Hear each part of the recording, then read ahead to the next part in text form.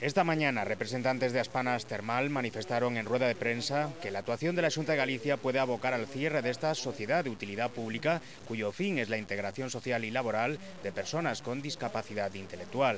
El motivo es el retraso de una ayuda económica solicitada al gobierno autonómico. Cabe preguntarse como un diñeiro que en setembro tiña que sernos ingresado chegou en xaneiro, tarde, mal e arrastra. Sobre todo, tendo en conta que non son cartos que poña a Xunta, senón que os pon o Estado. Os 58.000 euros non chegaron e non sabemos se os poderemos esperar ou non. O que sí sabemos é que o prazo para justificar eses cartos que se corresponden con unidades de apoio remataba o 20 de decembro.